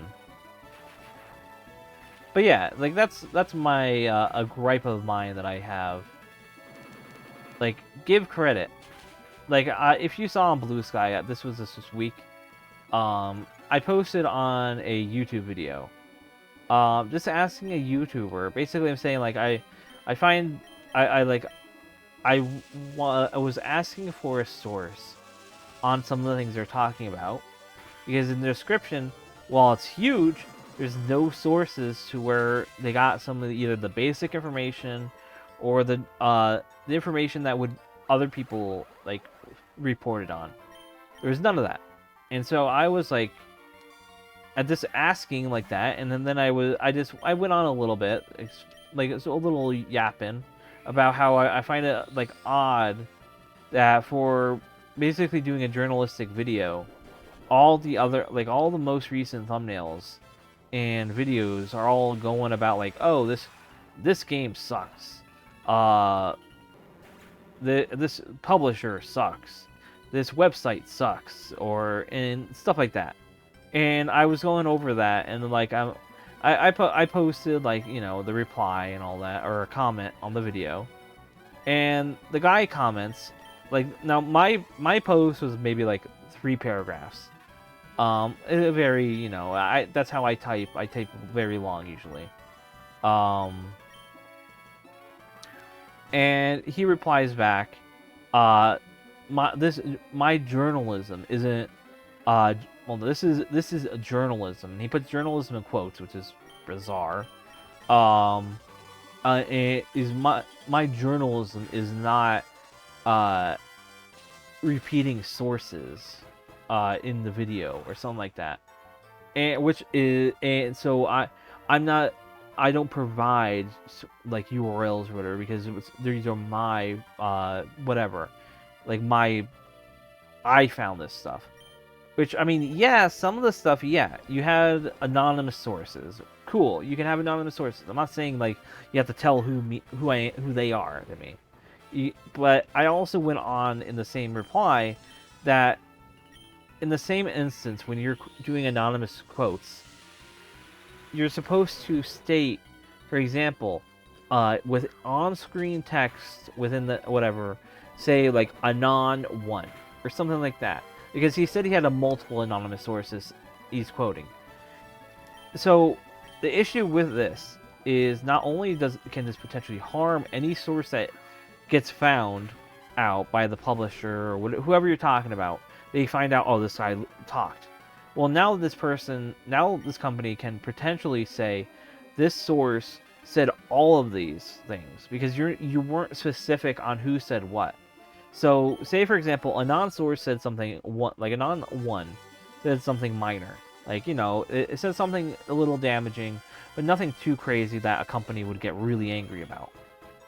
Now, say for example, there's like 3 sources ahead that say some really like bad stuff. And later you find out these other 3 sources, they made this stuff up. They weren't reliable. They were just angry employees. Now, say for example, they find out source 1 was, they talked. Well, now because there's no separation in sources of like anon 1, anon 2, anon 3, what's going to happen now? Well, the company is going to say, oh, Anon 1 made up these sources, and we are now going to sue them for slander, or something like that. I mean, this is all going, like, a little over the top here. But it potentially can lead to something like that if you continue on doing something similar to that for how you report on these delicate situations, and you're not providing proper quotations. Another thing is, like I was saying with the sources, if you are reporting on something and you are stating stuff that also came from other reports that is obviously you did not find, but you are basically saying very similarly word to word, and that source or those people were the first people to actually debut that information, then the issue is you are saying something as if it's common knowledge to the public, when it is in itself something that you did not find. It was another journalist that found it, and you're repeating it as if it's your own. This is why you source your stuff, because you are basically not decrediting. Well, I mean, I guess that would be decrediting. You're decrediting what's someone else's journalistic article by just repeating it within your own video. And while, yes, you want to sound like, oh, you did a whole bunch of research, you did all this stuff, you recovered this, you were like a true private eye on this matter. It basically makes the integrity of you as a journalist not have any. Like, to be frank, if you're treating other people where you're getting your sources as just not giving proper credit to them, it's just disgusting, to be honest. And like, while I was going through all that, like on Blue Sky, like most people, like they agreed with me on this. And the worst part of this is he did a reply and it was very snarky. Like I said, it was like blah blah blah, like this journalism isn't whatever. And then like thanks for judging a book by its cover in relation to the thumbnail and title stuff. And in my opinion, you're not looking really good, or something like that, he said. And then he deleted my comment on the video, which is just like, first off, I only asked for a source, and I stated that with recent videos where like whatever. You don't just reply with Stark and then delete the comments. That is like 100% like not chill, dude.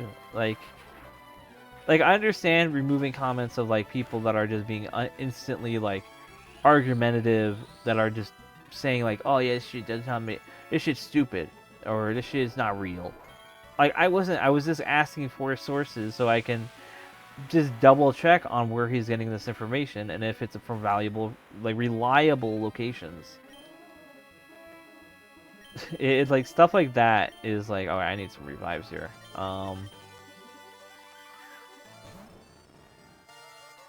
So how many Does it not tell me? I guess not. Okay. But yeah, that was like I got pretty not heated, but I got miffed, I guess you would say, about the whole situation. Because there was this like I posted, like I just basically wanted some information on such, and they're like, no, I am not providing any information. You are, I do not see you in a good light because like how you don't see my thumbnails. And the hilarious thing to me throughout this whole thing is dude has a video saying how like monetization has killed the authenticity of YouTube gaming videos. And I'm like, bro, look at yourself in the mirror for a second here. Like you're literally first off, you're running a Patreon. Chill, cool. You do that. However, you're making these videos, all the recent videos are basically rage bait titles and thumbnails saying like The Thief was a horrible game in the thumbnail. And it's like that's just so like ugh. It's annoying to see because it's like you basically complain about the thing that, oh my god, this Magmortar is like beast mode right now. The hell.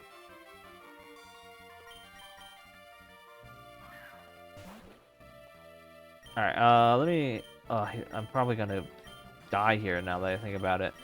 And yeah. Yeah, I'm dead. Oh, I have to walk all the way back. Oh god.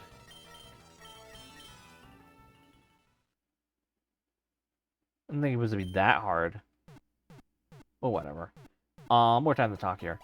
So, but yeah, it's in my opinion that it's just so annoying with stuff like that. It's just like it just if you reply, just think about like the other person is a person. So I don't think I've ever went up here. What do you say?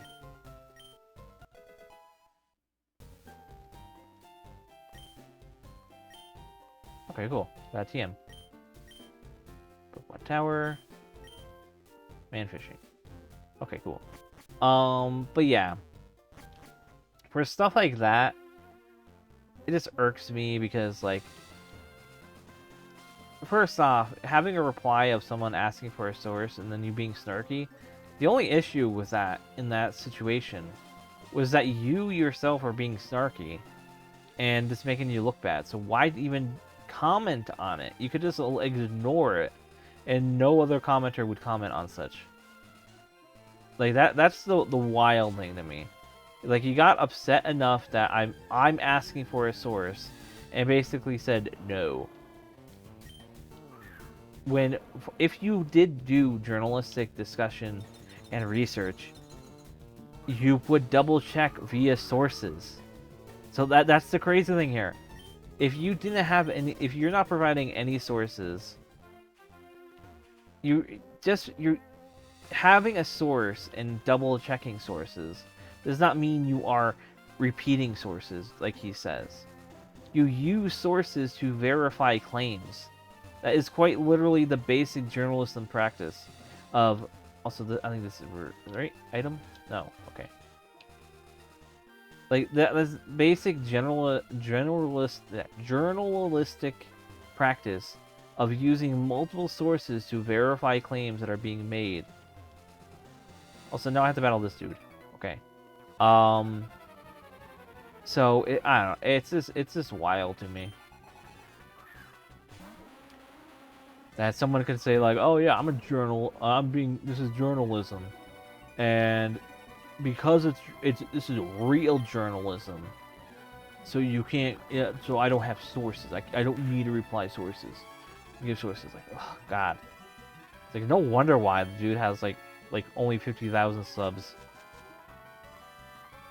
Like I know that's not something to cough at, but still, it's like, bro is like he's running a Patreon, he's running all this stuff, and god, you can't even be like a human being, treat a human being as another human being. It's like, it just, my god, it's a bad taste in your mouth.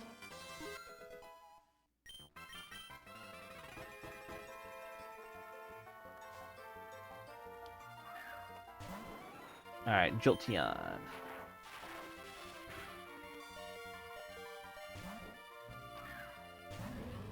Emboar. But yeah, I'm trying to think, what else is there? What has happened in the past week that's interesting? Well, I mean, I could talk about that. Let me just take a swig of my drinks. I am talking a lot.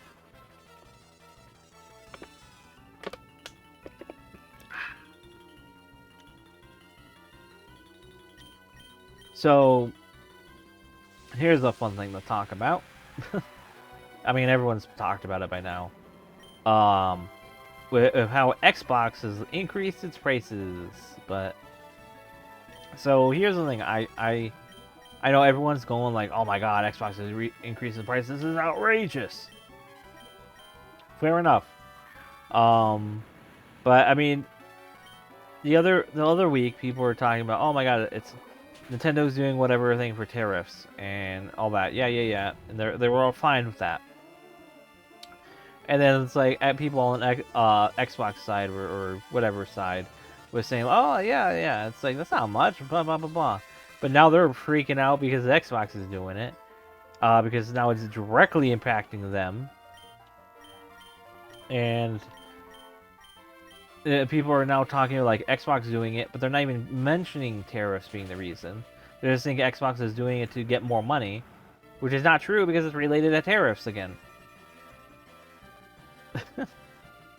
I feel like so many people are being like they're sort of like blind, or not blind. They're just like factually ignorant on things because they probably only connect the tariffs to Nintendo if you're a gamer, and thinking it doesn't apply to Microsoft because Microsoft is an American company, while Nintendo's Japan and Sony's Japan. So oh yeah, that's they're tariff related, but no, Microsoft does not make its stuff in America. They import it from China and Taiwan and all that. So tariffs will still impact the games and the things that they're producing. The only reason why they wouldn't is if they're making their games and such in America. And I do think that because of all that's happening, we will see eventually some factories start to crack open by Nintendo and all that, and they will make some like what you call it, chip making places. I don't know what they're called. Wow, this word is escaping my head. Factories. I'm not sure where they would even do that because first off, you need the chips that come from places. I know technically we do have I forget where it is exactly, but we do have a place where we make silicon chips in America. They're like the best ever or whatever. They're like as pristine can be, like crystals for the chips. But alright, let's battle these guys. So I'm sort of wondering when or where they're gonna start doing that.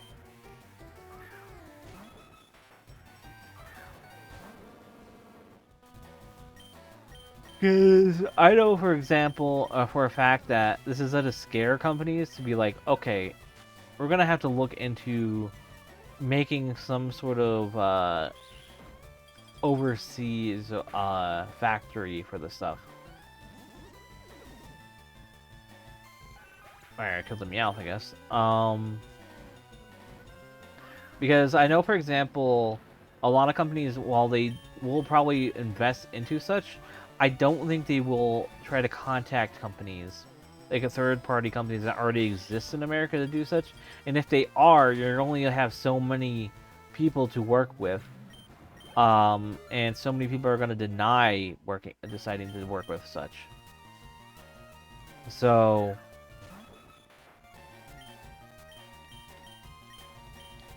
I am very much questioning. Self-destruct. I don't even. It's not effective. Okay. But yeah, that's something that I'm interested in seeing for the future, because I do think that will be a future that's going to happen. Oh, we got an auto mod happening. Let's see what happens here. Ah, that's another one of you guys. Okay.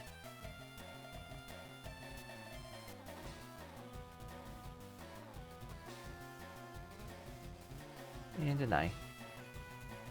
This is one of those URL scammers for more viewers. Why, if you click this URL, it's like, no, bugger her off. I don't care. I'm playing a game here. But yeah, for the most part, I'm interested in seeing how that stuff goes, though, with the whole factory stuff, because I do think Nintendo specifically, I feel like they're going to be very pragmatic on this, because especially with how the Switch 2 stuff is, they're going to want to try to invest a little more, and putting money into the oh, Dragonclaw, nice. They will want to invest in the whole side of the business that, like, we want to make sure we are stable in a way when we release our games all over the world. And if we're going to be getting, like, tariffed if we send stuff in to America, well, we can 100% just do this where it's just have a factory in America. We should put our monetary gains into getting a factory, a Nintendo factory in America, because I'm pretty sure they already have a Nintendo factory in Japan, so it's not out of the realm that they would also do such in America. So it's just, it will require a few, like, maybe like a decade time, maybe probably less than that actually, to do such. How shall I go about my plan for world domination? Sorry, I was mumbling to myself, but would you like me to teach Nasty Plot or various other setup moves? What moves do you have? Is it Meteor Beam an attack? And none of my months can learn it. I thought Meteor Beam's an attack. I mean, yeah, I'm good on. Perhaps I'm too sus. Okay, Germa. Hi, remember me? I'm one of Professor Oak's assistants. He entrusted me to give you those items. Okay, we got a Toxic Orb, Flame Orb. It may seem counterintuitive to inflict status on your own Pokemon, but some of them greatly benefit from it. Let's see what we got in here. Let's see what the binoculars have to show. A large shining bird is flying towards the sea.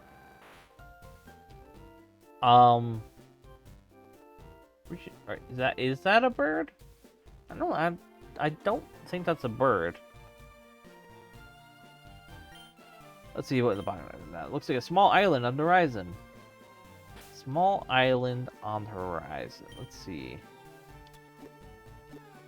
So one of the things that I always had an issue with here is that it feels like this is inferring that there is an island over here, because you're looking through the binoculars north.